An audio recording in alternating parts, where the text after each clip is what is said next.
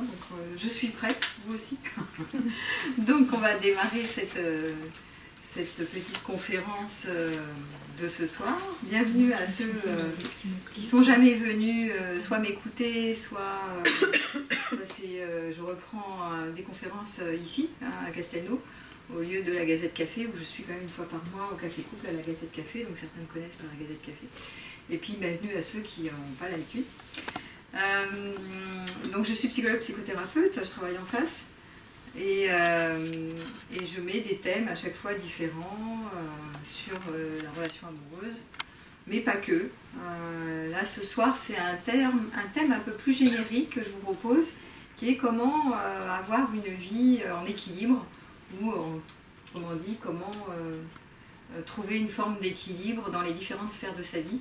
J'avais mis entre la vie parentale, la vie amoureuse, la vie professionnelle, la vie amicale, la vie intellectuelle, enfin toutes les sphères de notre vie, et comment vivre en équilibre. Voilà.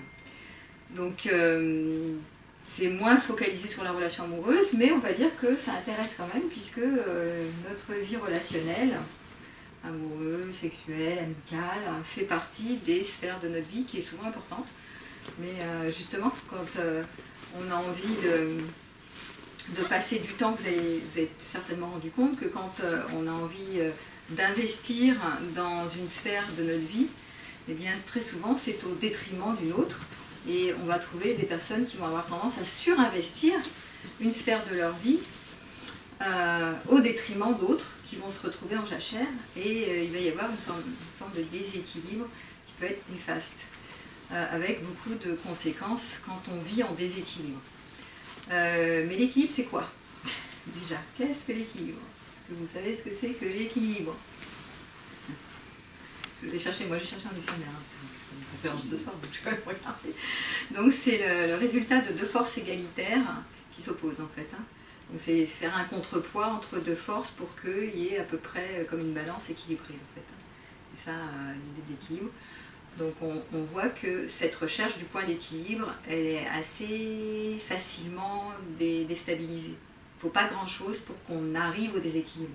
Parce que rester sur ce point d'équilibre, c'est-à-dire deux forces égales qui s'opposent, bon, ben, on a vite fait dans nos vies, la vie est en mouvement, est en impermanence, on a vite fait de se retrouver dans une balance qui pèse trop lourd, soit d'un côté, soit de l'autre. Donc c'est très difficile pour nous, très complexe, de se tenir en équilibre, c'est-à-dire au niveau psychique, affectif, moral,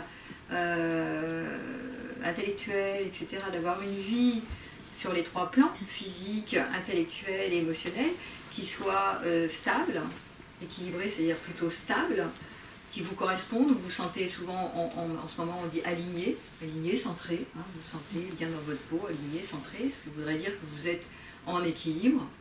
Eh bien, ce point d'équilibre est assez difficile à maintenir. Vous avez pu remarquer que très souvent, il y a des périodes où vous avez l'impression d'être stable, et puis un événement extérieur ou un dialogue intérieur, et hop, ça chavire, et hop, l'instabilité repart. Donc ça va être toute la question de ce soir, c'est comment trouver une forme d'équilibre et trouver des pistes pour retrouver cette stabilité, cet équilibre quand on le perd. Et c'est facile en plus aujourd'hui dans notre société moderne, parce qu'à l'heure actuelle, il y a des injonctions sociétales autour de la performance, on veut tout réussir. Alors réussir toutes les sphères de notre vie, c'est ça le problème. On a l'injonction de s'accomplir. Donc s'accomplir met des enjeux, une pression énorme sur je veux m'accomplir dans ma vie évidemment conjugale. Alors là il y a un mythe énorme qui est le mythe de la conjugalité, comme quoi le bonheur passe par la conjugalité. Et évidemment les humains que nous sommes cherchent le bonheur, c'est notre quête en général. Et donc si on se dit oui le bonheur passe notamment par la conjugalité et que c'est un des vecteurs de notre bonheur, eh bien on va avoir vraiment envie d'investir cette sphère de notre vie. Mais si on se dit aussi, mais notre vie professionnelle, notamment pour les femmes, depuis un certain temps, pour les hommes, sur le statut de se prendre sa place au niveau social, mais c'est très important, c'est une priorité pour moi, donc je vais aussi investir ma vie professionnelle, je veux réussir aussi, je veux m'accomplir dans ma vie professionnelle. prendre ma place sur Terre, hein, ça c'est la réussite sociale. Donc de nouveau, je vais investir à fond ma vie professionnelle. Alors je veux investir ma vie amoureuse, je veux investir ma vie professionnelle, mais je ne veux pas rater. Je veux m'accomplir et être épanouie. Donc qu'est-ce que je veux encore à part le professionnel et la vie amoureuse? Qu'est-ce que je veux? Je veux m'accomplir ou réussir ou chercher du bonheur dans ma vie familiale avec les enfants. Alors je vais être un bon parent, voilà. Parent qui réussit sa vie de parent. Hein. Donc si vous êtes parent ou si vous avez été parent ou c'est dans l'idée d'être parent, je pense que ça vous étonne pas d'avoir envie de réussir aussi. Voilà, ce mot réussir, s'accomplir, fait partie des injonctions sociétales. Donc le côté parental, le côté amoureux, le côté professionnel, le côté amical aussi. Hein, on veut aussi avoir un réseau amical étoffé. On se dit voilà, les amis c'est important, sur qui je peux compter si je suis malade, il faut étoffer mon réseau amical. Donc de nouveau, le bonheur passe aussi par l'amicalité. Par exemple, là, on entend beaucoup l'entraide, la solidarité, l'amicalité, faites attention, restez pas seuls, voilà, la solidarité, tout ça. Donc voilà, donc réussir aussi sa vie amicale. Après, il y en a qui souhaitent réussir leur vie spirituelle, donc ils vont avoir des injonctions d'aller vers l'éveil, ou d'aller devenir des pros de la spiritualité, cheminer, etc., quêter la libération définitive, donc accomplir sa vie spirituelle, devenir des saints et des saintes. Pourquoi pas? Mais tout ça, encore une injonction de réussite, hein, ce qui va mettre encore la pression, ou de réussir sa vie intellectuelle, donc la connaissance, la voie de la connaissance, qui est aussi la plus connue comme la voie de la sagesse, donc connaître, apprendre, être curieux, d'avoir des matières de connaissance pour développer le savoir. Et donc là, on peut aussi avoir envie de s'accomplir à cet endroit-là, mais ça, plus ça, plus ça, plus ça, égal, ça fait beaucoup. Donc le point d'équilibre va être difficile parce que plus on surinvestit, si vous voulez investir partout, de l'énergie partout, une journée, il n'y a que 24 heures, donc vous allez avoir du mal à être partout à la fois. Et l'envie de s'accomplir et de réussir peut être une pression sociale énorme avec ces enjeux de performance à la clé, je le dis souvent, mais qui peut nous maintenir, enfin nous amener dans un état de déséquilibre assez vite. Parce que si je surinvestis, je vais désinvestir quelque part. Et je pourrais, puisque j'ai donné la définition de l'équilibre, je pourrais dire que le déséquilibre, c'est quoi? Le déséquilibre, pour moi, c'est la différence entre la réalité et nos perceptions de la réalité. C'est un décalage, en fait. Parce que la réalité, elle est telle qu'elle est. Les choses sont telles qu'elles sont. Nos manières de percevoir la réalité sont la relation, c'est la relation que j'ai aux événements, aux situations, aux objets qui m'environnent. Mais ma relation est une perception. Et ma perception, elle s'origine de quoi? Mes perceptions, elles s'originent de ce que j'ai vécu dans mon passé, notamment c'est nos lunettes, hein, c'est nos conditionnements, c'est les manières qu'on a eues de voir les choses quand on était enfant, et c'est souvent en lien avec nos modes de survie. Hein. On a mis en place des stratégies de survie, ça c'est plutôt les explications dites psychologiques. Vous verrez qu'il y a deux manières de se maintenir en équilibre dans mon exposé. Là, je suis en train plutôt de développer la partie plutôt psychologique, comprendre que nos mécanismes psychologiques font qu'on a du mal à se maintenir en équilibre, et comment faire pour se maintenir en équilibre d'un point de vue psychologique. Et vous verrez qu'il y a une deuxième voie, qui je trouve très importante, qui est la voie philosophique, qui est un autre courant, qui peut aussi aider, donner des pistes pour se maintenir en équilibre, en tout cas pas être trop dans le déséquilibre, qui est un changement de nos représentations. Voilà. Alors que le psychologique va plutôt dire, ben voilà, vous avez vos lunettes, qui sont chacun des lunettes différentes. On n'a pas les mêmes lunettes, donc on ne voit pas de la même couleur en fait, la réalité. Et les lunettes qui colorent notre réalité sont liées à nos systèmes de croyances, nos expériences antérieures, et notamment nos traumatismes liés à nos modes de survie quand on était enfant, puisque quand on était super impuissant, à un moment donné, via nos traumas, ben, qu'est-ce qui s'est passé? On a décidé de voir les choses comme ça c'est dangereux, ça c'est pas dangereux, ça on doit maîtriser, ce qu'on doit contrôler, là on doit s'accomplir, là on doit réussir, etc. Donc on a un système de croyances chacun qui n'est pas le même. On a des valeurs qui ne sont pas les mêmes, on défend des idées, on défend des points de vue, bref. Et à ce titre-là, quand vous avez des valeurs très hautes, C'est-à-dire, par exemple, je sais pas, vous militez sur l'écologie, d'autres militent sur la décroissance en ce moment, d'autres sur l'entraide, d'autres militent sur l'injustice, d'autres militent... voilà. Si vous militez sur quelque chose, c'est une valeur haute, ça dépend de votre personnalité. Donc ça dépend de votre mode de survie. Mais quand vous investissez, mettez beaucoup d'énergie à un endroit, voire vous pouvez mourir pour une cause, quelque part, c'est aussi une souffrance. C'est aussi un point de déséquilibre, parce que il ne faut pas grand-chose pour que vos besoins, les autres, les besoins physiques du corps, les besoins, par exemple, je défends, je sais pas, je milite pour la décroissance, par exemple, je sais pas, je sais n'importe quoi.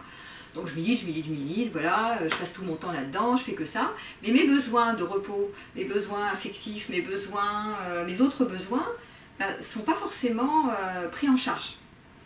Donc dès qu'on n'est pas en contact, vous verrez, avec tous nos besoins vitaux, qui sont nécessaires, à ce moment-là, il va y avoir des points de déséquilibre et on peut avoir des conduites dangereuses sur nous-mêmes, c'est-à-dire mettre en danger notre vie.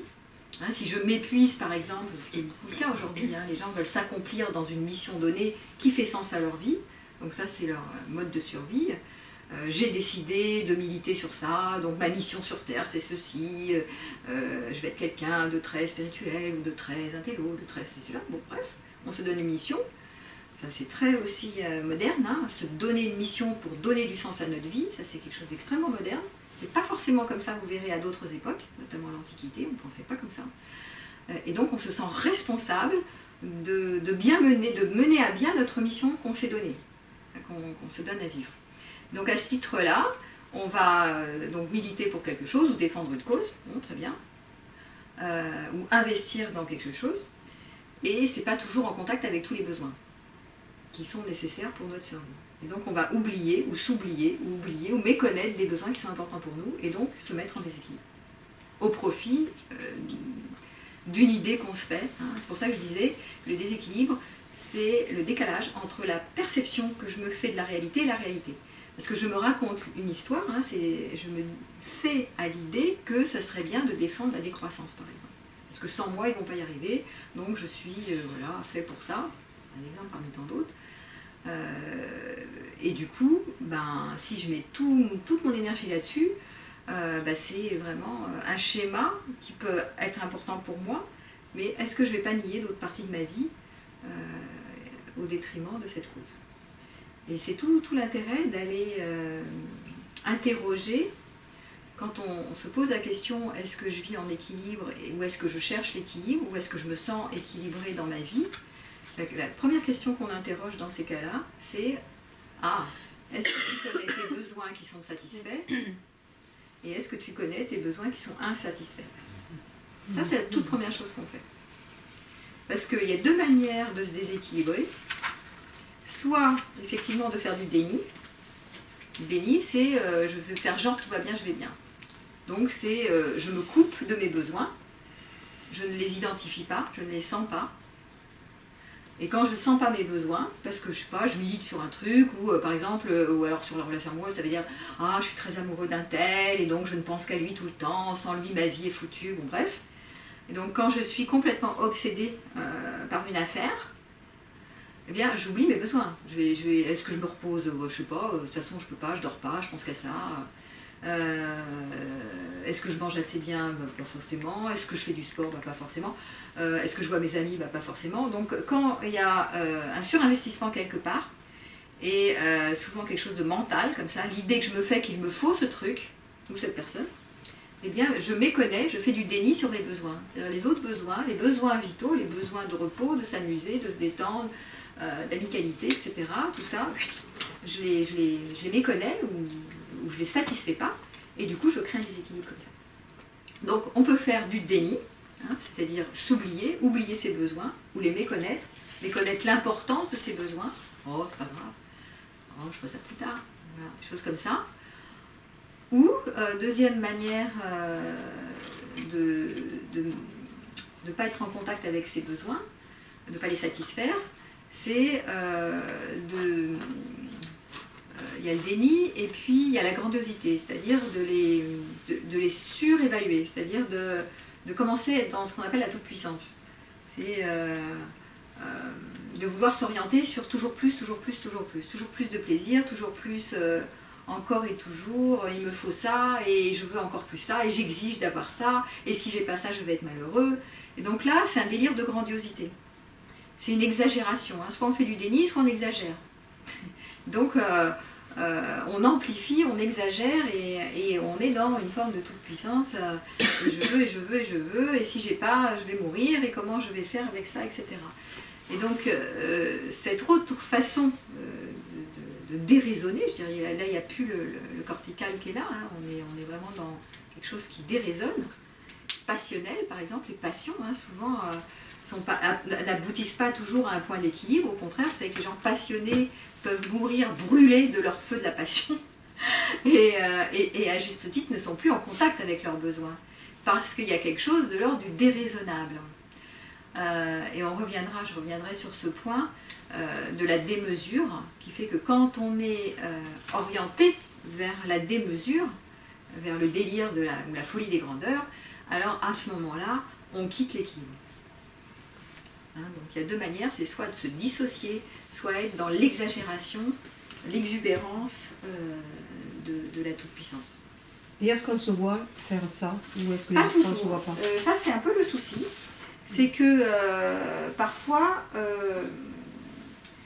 on s'en rend même pas compte, ou on s'en rend compte mais on méconnaît. La méconnaissance c'est je minimise, tu vois, pour me protéger, je veux, parce que en fait la partie qui tend vers l'aboutissement du désir, je me dis par exemple cet homme il me le faut parce que sans cet homme ma vie est foutue, je vais pas gérer, donc c'est l'idée que je me fais qu'il me faut cet objet de désir, et je vais méconnaître, minimiser, si tu veux, le fait que je vais méconnaître mes besoins là-dedans, je ne me rends pas forcément compte, parce que c'est vu comme c'est dangereux si je n'ai pas cette personne, je ne vais pas survivre, je ne vais pas gérer, tu vois, évidemment on n'est pas vrai, c'est pour ça que dans les affaires, enfin dans les modes de survie, on s'intéresse justement, mais parce que ça, par exemple, cet exemple que je viens de donner là, avec un homme ou une femme sur lequel je ne pourrais pas gérer si jamais elle quitte ma vie, évidemment, là, vous êtes autour de moi, vous dites, quand quelqu'un n'est pas là, si je suis tout seul, je ne vais pas mourir. Mais en fait, intellectuellement, vous savez que vous n'allez pas mourir, tout va bien si vous êtes seul, mais il y a un mode dépressif souvent, ou une mémoire qui est, ben non, mais moi, quand j'étais petit, je n'ai pas forcément géré, quand mon papa ou ma maman m'a abandonné sur le coin de la route. Et donc, encore aujourd'hui, j'ai cette mémoire. Et donc, j'imagine que je ne pourrais pas gérer si l'autre me lâche la main, par exemple. Donc, ce n'est pas intellectuel. On est vraiment dans des processus de mémoire qui sont liés à la survie, qui font qu'on se fait des idées sur « il me faut ça et pas ça ». Et effectivement, on va minimiser les autres parties de notre vie.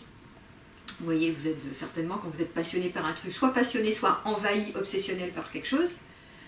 Obsessionnel, c'est obsessif, hein. Vous pouvez pas, vous êtes toute la journée préoccupé par cette affaire, et c'est souvent mental, et vous êtes agité avec ça, donc là il n'y a plus du tout l'équilibre, on est complètement dans le déséquilibre, hein. Et en général vous ne contrôlez pas ce truc là, c'est incontrôlable l'obsessionnalité, hein. C'est des pensées obsessionnelles, ça vous envahit le champ de la conscience, et vous avez du mal à revenir à votre corps, à revenir à vos ressources, à revenir à vos enfants, à revenir à votre quotidien, quoi. Vous êtes préoccupé, excité, hein. Il y a une excitabilité de l'organisme. Donc ça va être important justement de se poser, ah mais comment je peux revenir au point de l'équilibre, et donc comment je peux être en contact avec mes besoins vitaux que je méconnais, que j'oublie en fait. Et comment je peux observer que je suis dans cet état de trop et qu'il me faudrait... Eh bien il faudrait, pour bien faire, ah oui, c'est pas le micro. Ça va pas le faire. Donc tu disais comment on fait pour observer que je suis dans cet état-là, par exemple. Comment je peux voir que je suis dans cet état-là? Je suis dans le trop. Est-ce que c'est les gens autour qui vont le dire? Est-ce que c'est les gens autour de moi qui vont me le dire, ou est-ce que c'est par moi-même?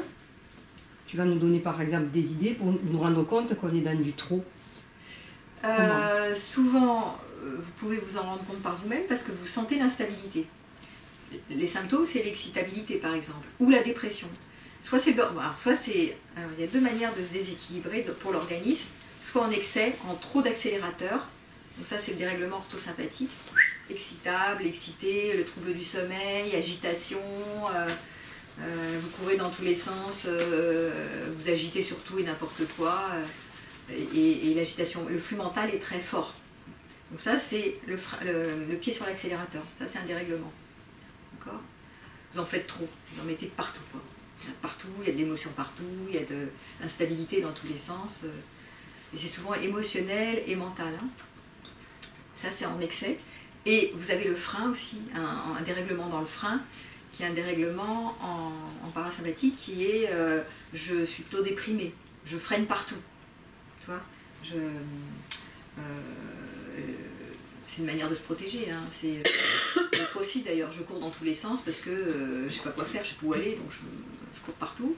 Et l'autre c'est plutôt je fais plus rien, je m'inhibe, j'ai peur d'y aller, j'ai peur d'aller vers le monde, j'ai honte, je vais pas y arriver, je suis nulle, tous ces trucs-là. Donc là c'est le frein, et je bouge plus, je me fige et j'attends que ça passe. Donc c'est la posture dépressive, l'autre c'est la posture excitatoire, qui est une posture d'agitation. Donc il y a deux manières qui conduisent au burn-out, hein, qui sont des conduites dangereuses. Un c'est dépressif et l'autre c'est la posture liée à l'agitation. L'hyperactivité, l'agitation, etc. L'effondrement qui passe parce que je m'excite partout et donc je m'effondre, mon système s'effondre parce que j'ai pas l'énergie suffisante pour aller, pour tenir tout à la fois. Je veux tout tenir à la fois, je peux pas tout tenir à la fois. Donc j'ai pas le contrôle. Hein. Voilà, donc ça c'est les deux modes classiques. Et quand ceci existe, c'est pas un hasard chez la personne. Ceci existe, s'il y a cet enjeu de il faut que je m'accélère, on voit derrière les il faut. C'est ce que je disais, c'est notre perception de la réalité, c'est nos lunettes qui nous amènent à croire il faut que je réussisse tout parfaitement, hein, par exemple. Donc là tu as le pied sur l'accélérateur, et ça, et ça, et ça, et ça, et ça. Ou alors tu as ah mais je suis pas assez à la hauteur, je suis pas quelqu'un de bien, et donc là je vais même pas y aller parce que j'anticipe que je vais pas réussir, donc je me freine. Donc je m'inhibe, voilà, c'est le plan d'inhibition qui va vers la dépression. J'aimerais bien y aller, mais je suis trop nulle, et donc j'irai pas, et je me bloque. Donc là, ça crée aussi des déséquilibres. Donc évidemment, toutes ces croyances, ces systèmes sont liés à nos expériences dans notre enfance, sont liés à nos expériences dans notre adolescence aussi, à ce qu'on a vécu jusqu'alors. Mais néanmoins, souvent on s'en rend compte, des fois on s'en rend compte, ceux qu'on fait un travail sur eux, mais des fois on s'en rend même pas compte, qu'on est prisonnier par nos conditionnements et nos voies internes comme ça.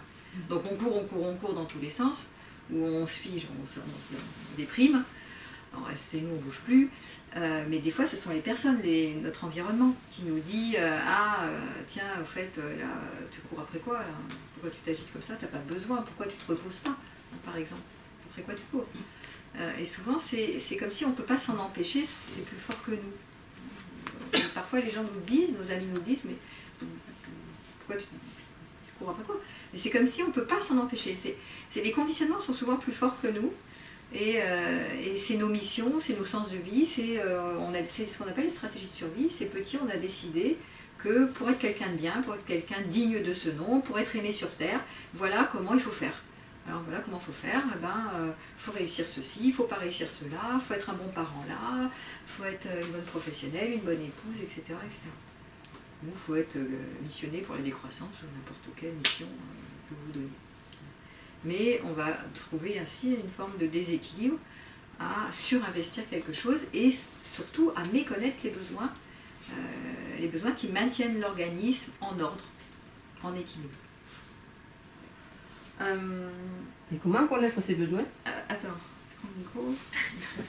Et comment on peut connaître les besoins, tous les besoins? Est-ce que tout le monde les connaît? Je ne suis pas sûre. Ça c'est une bonne question. Est-ce que vous connaissez vos besoins? Alors si vous ne les connaissez pas, les besoins du tout, je les rappelle vite fait, hein, mais sinon il y a une liste qui est très bien faite sur la... Je fais de la pub pour la com non violente, mais ça n'a rien à voir, parce qu'ils ont fait une liste sur les besoins qui est très bien faite, sur les sites de communication non violente. Mais les besoins primaires, hein, c'est boire, manger, se reproduire, c'est la survie. Hein. Mais après, vous avez des besoins de vous reposer, de vous détendre, c'est très important. Vous avez des besoins de vous amuser, c'est-à-dire c'est l'orientation vers le plaisir.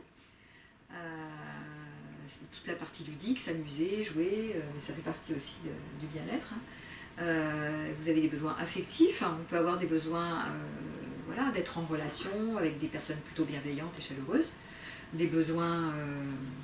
la sexualité, on peut dire que ça peut faire partie aussi des besoins, mais des besoins souvent de proximité. Hein. De lien, de proximité, d'intimité, voilà, ça fait partie aussi des besoins. Après, on a des besoins de reconnaissance, d'être reconnu, validé, certains plus que d'autres, voilà, qui ne peuvent pas s'en empêcher. Et puis après, il y a les fameux besoins là, de donner du sens à sa vie. Voilà. Donc ça, c'était la pyramide de Maslow, mais vous verrez, il y en a d'autres, il y a plein de besoins, il y a des listes entières de types de besoins que vous pouvez identifier. Ce qui est important, c'est de revenir aux besoins de l'organisme, de la biologie. Si je me sens instable ou déséquilibrée, revenir à l'organisme. Mon organisme est un système nerveux et puis il y a un fonctionnement. Donc je vais bien sentir à l'intérieur de moi si je me sens agitée, fatiguée, déprimée ou malade. Donc là, je sens mon corps, je reviens au corps. Le plus évident, c'est que je reviens au corps et le corps parle. Et donc, à ce moment-là, je crée une écoute sur le corps. Qu'est-ce qui se passe? Donc, si je m'accélère, ben, je vais peut-être prendre note de ça et décider de ralentir. Si j'y arrive pas, c'est un travail de thérapie. Parce que ceux qui veulent ralentir et qui ne ralentissent pas, ou qui veulent se reposer et qui n'y arrivent pas, c'est qu'ils ont mis en place des systèmes dans leur disque dur. Ils n'arrivent pas à se départir. Donc, ça se travaille. Mais le but, c'est quand même de s'écouter au plus profond de l'organisme pour dire, mais attends, est-ce que je suis en cohérence avec ce qui se passe à l'intérieur de moi ou pas? Autre chose qui est important, parce que là je parlais des équilibres qui prennent leur origine dans les modes processus psychologiques, mais il y a aussi un déséquilibre qui peut être créé par votre environnement. Si vous ne prenez pas soin de votre environnement,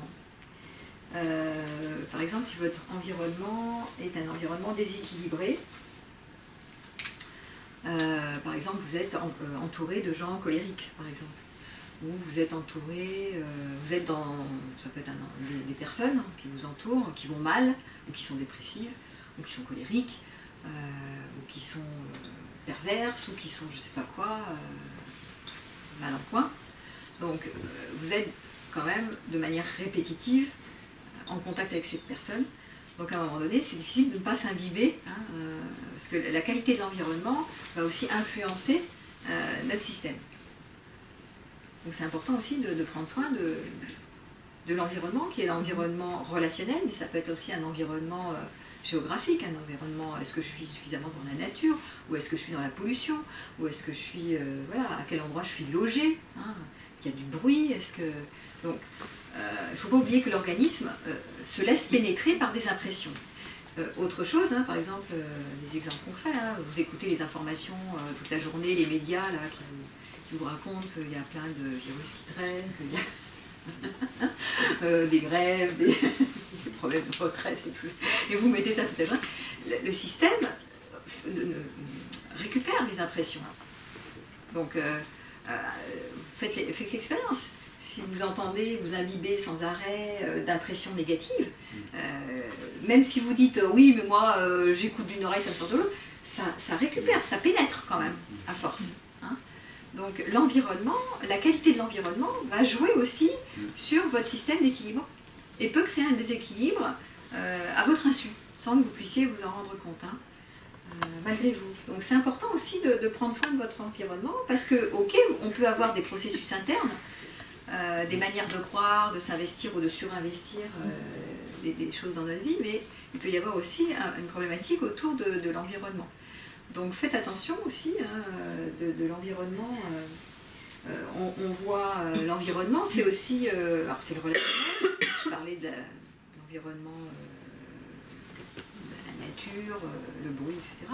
Mais ça peut être aussi le corps, l'alimentation, qu'est-ce que je mets à l'intérieur, quels aliments je mets à l'intérieur de moi, est-ce que je fais attention à mon corps, à maintenir mon véhicule terrestre en forme. Alors sans être poussif de nouveau, hein, le déséquilibre ce serait de croire, ah oui, mais je suis un facho de mon corps et donc je veux que mon corps soit vraiment le culte du corps, que mon corps soit vraiment en forme, l'hygiène du corps, comme à une époque là, chez les nazis, l'hygiène du corps. Oui, bon. Donc de nouveau, tout ce qui est excessif, hein, n'est pas mesuré, toute la démesure crée des points de déséquilibre. Donc, est-ce que je peux maintenir mon véhicule terrestre sans en faire une obsession et un point de contrôle énorme, parce que de nouveau, sinon je me mets en déséquilibre. Si je pense qu'à ça, je suis complètement centrée sur qu'est-ce que je mange toute la journée. On connaît les véganes, je sais pas quoi, il y a des tas de mouvements extrémistes, on va dire, qui vont aussi être tellement surinvestis sur ce domaine. Par exemple, si je suis complètement sur le domaine de l'alimentation et je ne pense qu'à ça, ça crée des pathologies. D'ailleurs, c'est quoi déjà la pathologie de celui qui passe son temps à être obsédé sur l'alimentation? Hein? Ah non, celui qui décortique tous les... Vous savez, toutes les boîtes, là, ils sont toujours en train de regarder tout ce que je mange. C'est une pathologie, ça. Tu passes la journée, qu'est-ce que je vais acheter à manger, et il y a quoi dans l'étiquette, là, il y a quel colorant, tel machin, tel... Donc, c'est extrémiste aussi, hein, donc ça crée aussi des pathologies, bon, je ne me rappelle plus du nom, enfin, il y a des pathologies comme ça, de personnes qui sont extrémistes, quoi, complètement dans le contrôle de tout. Et donc, dès qu'on est dans le contrôle, que ce soit du corps physique, de l'alimentation, de n'importe quoi, on est dans la démesure, forcément. Et on méconnaît d'autres besoins à côté.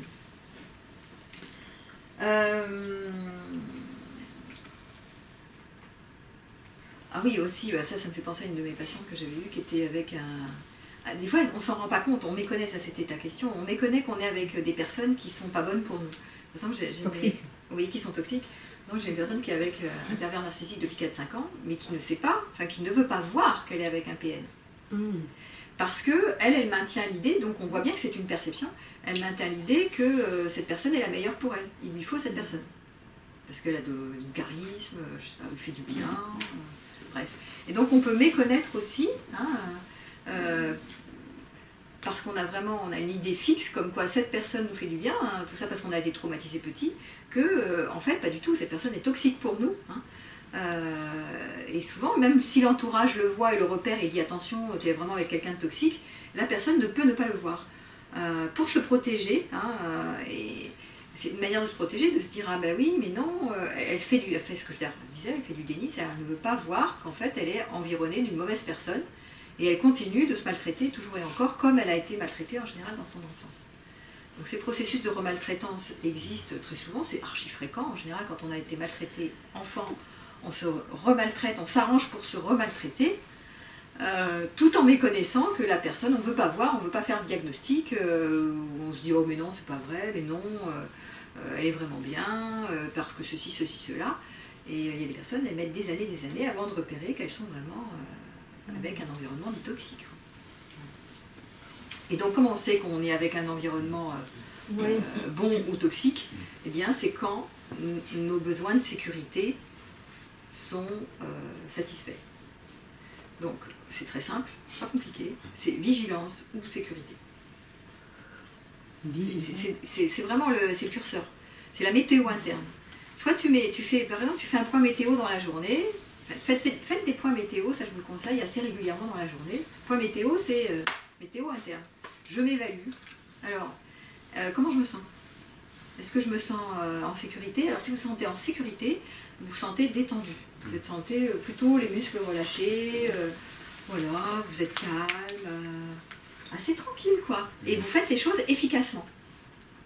Ça ne veut pas dire qu'on est là à vacher, non. On fait les choses les unes derrière les autres, mais on est plutôt dans l'ici et maintenant. Parce que notre système n'est pas en mode vigilance. Donc on est plutôt efficace. Et on n'est pas dans la peur de l'anticipation, en train de se faire des films d'horreur pour demain, après-demain, après-demain, qu'est-ce qui va se passer, et qu'est-ce que l'autre va me faire, et qu'est-ce qu'il ne va pas me faire, et est-ce qu'il m'en veut, donc voilà. On est beaucoup plus dans l'ici et maintenant. Ça, c'est quand on est en sécurité, on se sent en sécurité. Par contre, quand on va mal, on se sent en insécurité. Et quand on se sent en insécurité, on perçoit du danger un peu partout. Ou on imagine du danger. Demain, après-demain, tout à l'heure. Voilà. Donc là, on commence à s'agiter ou à se figer. À s'inhiber ou à s'agiter. Donc c'est pas très compliqué. La météo, c'est je fais un point avec moi dans la journée, ou 2-3 fois par jour si besoin est, et je m'écoute et je me demande quels sont mes besoins. Est-ce que je me sens en sécurité ou en insécurité? Sécurité égale danger. Cerveau reptilien. Donc quand je suis je me vois méfiant, ou je me vois angoissé, ou je me vois déprimé, etc., je vais commencer à m'interroger immédiatement, je vais travailler avec l'enfant intérieur. Ah, quels sont mes besoins qui pourraient être satisfaits. Donc je reviens à la notion des besoins. Qu'est-ce que j'ai besoin, quels sont mes besoins qui ne sont pas satisfaits? Est-ce que j'ai besoin de m'amuser? Est-ce que j'ai besoin de voir des amis? Est-ce que j'ai besoin de parler? Est-ce que j'ai besoin de dormir? Est-ce que j'ai besoin... De quoi j'ai besoin qui me ferait du bien? N'oubliez pas une chose, et on va le revoir dans les voies philosophiques, c'est que notre organisme est orienté sur le plaisir. Donc quand on est en mode vigilance, on n'est pas orienté sur le plaisir, on est orienté sur la peur. On ne peut pas être dans les deux à la fois. Donc, et pour revenir, pour faire le contrepoids, puisque l'équilibre c'est le contrepoids, donc pour revenir à la sécurité, il va falloir s'orienter sur le plaisir et nos ressources. Évidemment, c'est là où c'est très difficile, parce que quand vous êtes archi agité et que vous êtes sûr et convaincu qu'il vous faut par exemple cette personne pour aller bien, en fait c'est pas vrai du tout, parce que vous êtes dépendant de cette personne, mais en fait elle vous fait souffrir puisque vous ne dormez plus la nuit, vous êtes à fond là-dessus, mais vous êtes complètement obsédé, donc non, elle ne vous fait pas du bien, et vous croyez qu'elle vous ferait du bien si vous l'aviez, par exemple. Eh bien, il va falloir vous intéresser à vous, quels sont mes besoins, je me vois agité, je me vois préoccupé, je suis obsédée. Donc quels sont mes besoins que je pourrais satisfaire ailleurs que dans cette affaire mentale que je me raconte. Donc quel est le plaisir que je pourrais trouver ailleurs, quelles sont les ressources dont je dispose ailleurs pour rééquilibrer, pour créer un point d'équilibre entre mon insécurité qui me fait partir dans une forme de délire et puis retrouver une stabilité interne. Voilà. Il y en a qui baillent, donc il doit y avoir... Ça peut parler à certains, c'est un point de déséquilibre, de surinvestir la vie professionnelle, avec les enfants, ou la vie... voilà. C'est tout ça le travail. Alors, autre manière de se mettre en déséquilibre, il y a deux manières, donc je vous avais dit, soit de se forcer, de faire des efforts, ça aussi c'est une autre manière de se mettre en déséquilibre, je fais d'immenses efforts pour tenir bon. Il y en a qui veulent, les perfectionnistes ou les champions de l'effort ou de la performance, font d'immenses efforts pour aller vers leurs objectifs. Et donc ceux-là sont susceptibles de se déséquilibrer, plus que les autres, qui sont assez tranquilles avec le fait j'y arriverai, j'y arrive pas, c'est pas grave. Mais il y en a certains qui sont des champions de l'effort, certains vont se reconnaître, et donc vont vouloir contrôler en faisant des efforts. Et ça crée du déséquilibre. Imaginez, vous êtes avec quelqu'un, vous êtes avec des enfants et vous voulez vraiment être un bon parent par exemple, ou vous voulez être une bonne épouse, ou une bonne amante, je sais pas quoi, quelqu'un de bien. Et donc vous faites des efforts et vous prenez sur vous pour que ça se passe bien. Vous n'avez pas envie, mais vous prenez sur vous parce que vous voulez que ça se passe bien, que ce soit harmonieux, que tout aille bien, être conciliant, voilà, donner le maximum de chance à cette relation, donc vous faites le maximum, bon bref. Et vous tenez, vous voyez, vous appuyez sur l'autre, mais si vous êtes toujours en déséquilibre toute la journée, à un moment donné, vous allez beau faire des efforts, vous êtes comme ça, archi tendu, archi contracté. Donc à un moment donné, l'organisme il n'en peut plus, il sature, et donc il vous crée des désordres et des troubles. Voilà. Donc c'est important aussi de voir et de prendre la mesure aussi. Est-ce que je suis vraiment dans je tiens le contrôle, je fais des efforts, je prends sur moi, tout ça au service de quoi? Posez-vous la question, au service de quoi? Pourquoi vous le faites? Donc si vos valeurs c'est l'harmonie, si c'est pour être un bon parent, c'est pourquoi vous faites ça? De nouveau. Est-ce que ça vaut la peine? Parce que quand vous tenez, à un moment donné, le corps, l'organisme, il va s'effondrer, il ne va pas tenir, vous ne va pas tenir 10 ans comme ça. Donc, après quoi vous courez? Donc posez-vous, ce sont des questions qui sont vraiment importantes. Quelle est la racine du fait que je prenne et je fasse tellement d'efforts? Quelle est la source de ça? Et vous allez revenir, ah oui, mais au fond, si je prends autant sur moi, c'est parce que je veux l'harmonie. Ah bah c'est joli de vouloir l'harmonie, par exemple dans la relation. Mais l'harmonie à tout prix, ça n'existe pas. C'est pareil, on ne peut pas être tout le temps dans l'harmonie. J'ai peur du conflit, donc je prends sur moi. Ou je m'oublie. Oui, mais à force de m'oublier, je fais des efforts surhumains, quoi. Et mon organisme, il va craquer. Et après, je vais le faire payer. Ou je vais tomber malade. Donc ça, c'est tous les déséquilibres classiques qu'on voit apparaître dans les relations. Véronique, ouais. Dans la vie professionnelle...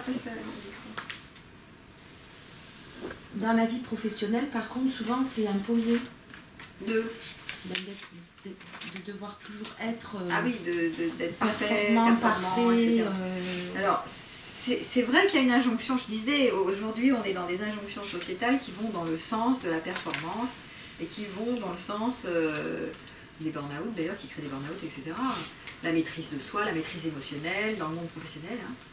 Donc qui engendre, qui installe effectivement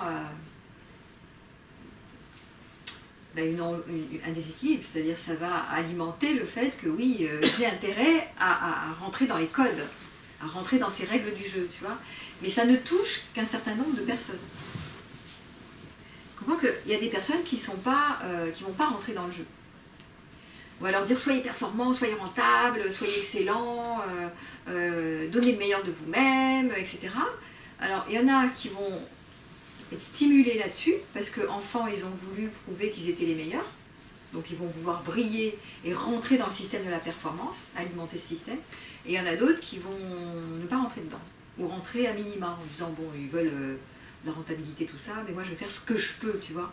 Pourquoi? Parce qu'ils sont en contact avec leurs limites et leurs besoins. Et de nouveau, quand tu n'es pas en contact avec tes besoins, donc tes limites, tu vas donner, et à un moment donné, tu pars dans le burn-out, par exemple. Parce que tu donnes crédit, et ce sont tes lunettes, que si tu fais pas autant, si tu fournis pas autant, alors à ce moment-là, tu vas être viré, ou tu vas avoir une mauvaise note, c'est ce que j'allais ou dire, tu vas être sanctionné. Voilà. Mais c'est vrai, c'est faux. Très souvent, on valide nos croyances. C'est pas si vrai que ça. Ça veut pas dire qu'on passe pas du tout ou rien. Je dis pas que maintenant tu vas arriver le matin, tu dis oh je m'en fous, je m'en balance, démerdez-vous. C'est pas ça l'idée. Mais entre, moi je sais, j'ai travaillé comme ça. Je donnais, j'arrêtais pas, j'étais à fond. En croyant que là, il fallait que j'ai des bonnes notes, que là, ceci, bref. Mais après, je me suis dit, tiens, je vais mettre un peu moins d'énergie. C'est-à-dire quand j'anime des stages, par exemple, et quand je me sens fatiguée, je reviens sur les besoins, et ben je me mets en mode récup, par exemple. Tu vois, en mode, tu sais, comme les sportifs, là, je suis un peu en mode, voilà, je suis entre deux, quoi. Ben, ça se passe aussi bien. Tu vois, parce que je mets moins de tension, moins d'énergie, moins de tout partout, et il n'y a pas besoin d'en mettre autant, tu vois. Mais parce qu'il y a une écoute qui s'est faite à partir de « Ah oui, mais là, je commence à fatiguer, donc je vais en mettre moins. » Mais quand je ne suis pas en contact avec mes besoins, bah alors à ce moment-là, je continue d'alimenter le système. Et je vais au-delà de mes limites. Et c'est pour ça qu'à un moment donné, je pars dans ces fameux burn-out qu'on voit apparaître un peu partout maintenant. Il y a un épuisement des ressources, parce qu'on n'est pas illimité à un moment donné. Et de nouveau, cette histoire d'équilibre va avec les limites. Hein. C'est complètement... Vivre en équilibre, c'est vivre en contact avec nos limites. Alors, retenez cette phrase, vivre en équilibre, c'est vivre en contact avec nos limites. C'est pas vivre avec l'illimité. Hein. La démesure, hybris, hein, chez les Grecs, hybris, H-Y-B-I-R-S, c'est la démesure. Eh bien, ça amène à ce goût de l'illimité. Et ce goût de l'illimité, c'est la grandiosité, c'est la toute-puissance. Et cette notion de toute-puissance, on se malmène, on se maltraite, et on est dangereux déjà pour nous-mêmes, des fois pour notre entourage. Parce que sinon on va mal, et il y a des fortes chances que les autres payent les pots cassés de nos mal-être. Hein. Donc c'est très important d'être vraiment en contact avec cette notion de « Ah oui, le déséquilibre prend sa source souvent dans nos systèmes de croyances. » Tu vois, là c'est clairement ça. Hein. Je crois qu'il faut absolument que je sois performante, et si j'en fais pas 3 tonnes d'efforts, et bien à ce moment-là, je vais me faire sanctionner, ou comme quand j'étais à l'école par exemple, et je suis plus à l'école. Et donc revenir à ses besoins, à ces zones de « Ah oui, mais là je suis limitée, et je ne vais pas en faire plus. Je vais faire ça, et après j'arrête. » Là je me mets en mode récupération. Alors, et donc je commence à équilibrer ma vie, puisque j'organise des ressources. Je dis là, je me prends un temps de repos et j'y retourne. Là, je m'arrête à 5 heures et j'arrête à 5 heures. Point barre. Et ça, c'est une décision de mettre ses priorités. Hein.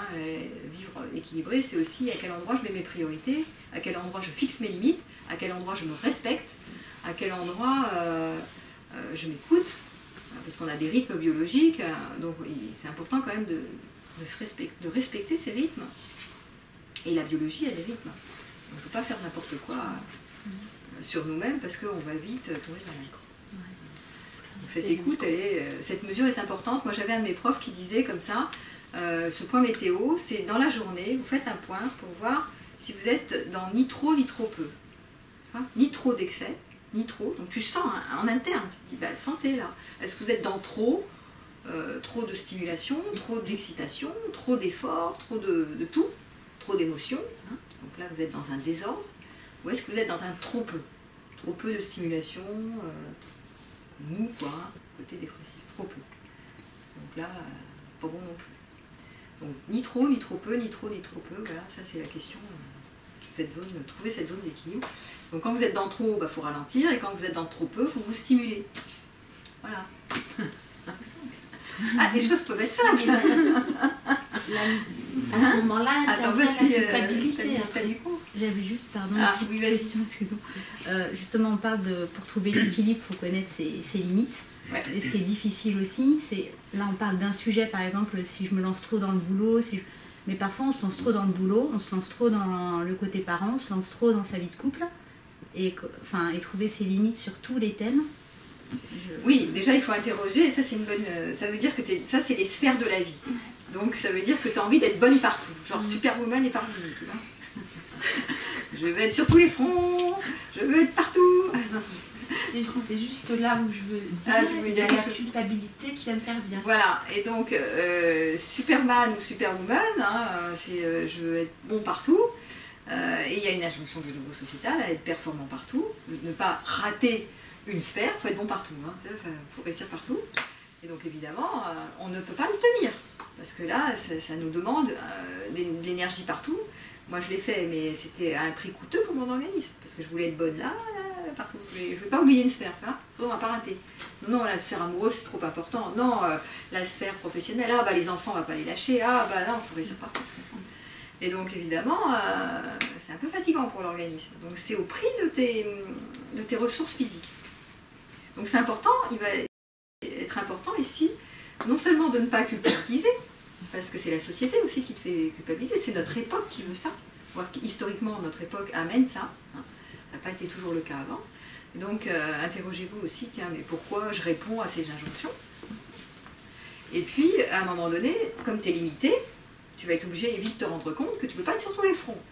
Donc, il va falloir que tu mettes un peu moins d'énergie ou un peu plus de repos. Donc, si tu te reposes plus, tu prends plus de temps là, tu mets moins de temps là. Donc, il va falloir fixer des priorités.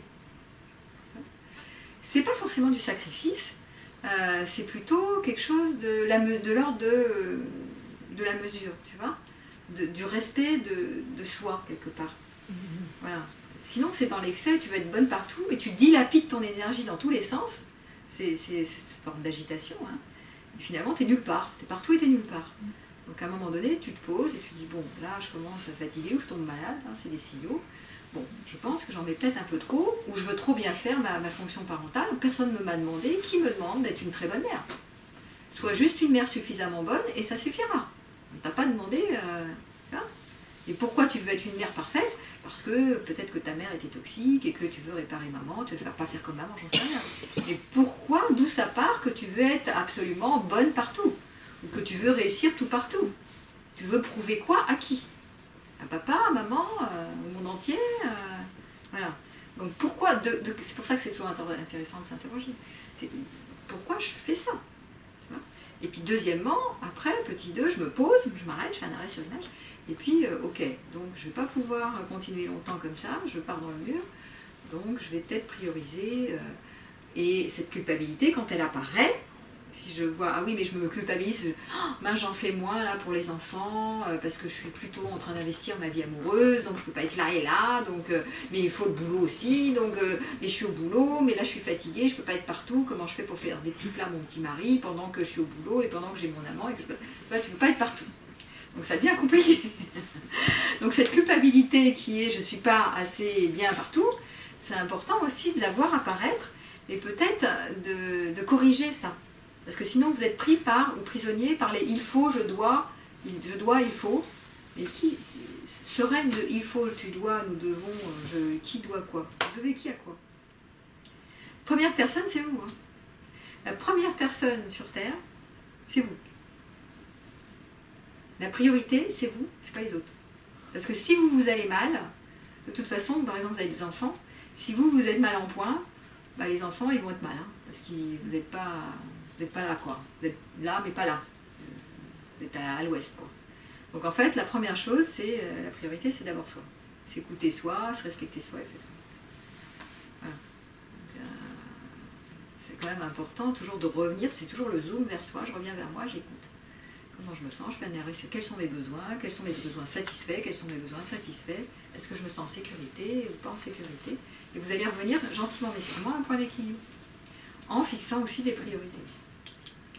Et si vous êtes dans la dictature de je dois, tu dois, il faut, il me faut, tous les matins, il faut, à un moment donné, arrêtez-vous. Si prenez 2 jours, partez faire une retraite tranquille, mettez ou même 3 heures, ça suffit, ou 2 jours, je sais pas, mettez le temps qu'il faut, mais demandez-vous pourquoi vous êtes dans il faut, qui c'est qui parle en vous. Souvent c'est une voix parentale, hein. C'est maman ou papa, en moi, parce qu'ils sont plus là, hein, mais c'est en moi une voix parentale qui me dicte ma vie. Il faut que tu réussisses ici, il faut que tu brilles, il faut que tu lâches pas tes responsabilités, il faut que tu sois à la hauteur, il faut que... Vous ne pouvez pas vous lâcher la grappe un peu 5 minutes, vous n'êtes plus votre père ou votre mère, ils ne sont plus là. Donc qui parle en moi? Ça aussi c'est une bonne manière de s'écouter. Qui est là, qui prend l'emprise en moi? Deuxième partie de mon exposé, puis après je vous laisserai la parole, hein, c'est les voies philosophiques. Donc intéressant, alors c'est plutôt la partie psychologique. Hein. Donc pourquoi la philosophie intéresse ici, pour l'équilibre? Parce que ma représentation du monde me permet d'avoir une vie saine, ce que nous disent les philosophes. Et en général, la plupart des philosophies cherchent la voie de la sagesse, cherche en fait la paix de l'esprit, c'est-à-dire la paisibilité. La paix de l'esprit, c'est l'absence de trouble. Donc on cherche à ne plus souffrir. Le bonheur, c'est abolir la souffrance dans les voies philosophiques. Je ne dis pas toutes les philosophies, mais beaucoup de philosophies retournent à ça, qui est je vais chercher à trouver une certaine forme d'ataraxie, qu'ils appellent l'ataraxie, c'est la paix. L'ataraxie, c'est la paix, c'est l'espace de tranquillité, de calme. On le voit aussi chez les bouddhistes, par exemple, hein, on va chercher un espace de détachement, de tranquillité, où on n'est plus en contact avec la souffrance, on diminue la souffrance. Voire on l'atténue tellement qu'on est dans la zénitude, dans la paix. Ok. Donc, ces voies intéressent pour la question d'équilibre parce qu'elles vont amener une perspective, une vision différente que celle qu'on a naturellement, enfin, sans connaître ces voies-là. Notamment, certaines sont intéressantes. Moi, je me suis intéressée soit à Spinoza, soit aussi aux stoïciens ou aux épicuriens, et qui disent comme ça, d'ailleurs dans ces 3 voies-là, ils disent comme ça que la nature, enfin, attendez, je vous dis la phrase, la nature est juste un jeu de besoins et de relations, il n'y a rien de personnel là-dedans. C'est-à-dire que, pour Spinoza par exemple, les lois de la nature sont une nécessité. Donc il n'y a pas à se questionner, on n'est pas dans une notion de responsabilité personnelle, il n'y a rien de personnel, il n'y a pas d'agissant personnel, il y a une destinée, les épicuriens disent la même chose, il y a une destinée, et donc à ce moment-là, on est beaucoup moins en contact avec ce libre arbitre, comme croit, alors qu'aujourd'hui on est beaucoup dans la notion de responsabilité personnelle, vous êtes responsable de mener à bien votre vie, vous êtes seul responsable de réussir, si vous ne réussissez pas, c'est à cause de vous, voilà. Vous faites bien les choses ou mal les choses, c'est à cause de vous. Donc on est dans le culte de l'individualité aujourd'hui. À l'époque, chez les Grecs, c'était pas ça. C'était, nous avons une destinée, nous faisons partie du cosmos, nous sommes vraiment reliés au cosmos. Et donc il y a un jeu des lois de la nature, nous faisons partie de cette nature. Et donc on n'a pas plus de responsabilité, de contrôle sur les choses que ça. Nous faisons partie d'un tout. Et nous ne sommes pas grand-chose. Donc il y a une nécessité. Les choses sont là parce qu'elles sont nécessairement là, nous dit Spinoza. Donc, ça va. Alors en quoi ça a un rapport avec l'équilibre et la paix?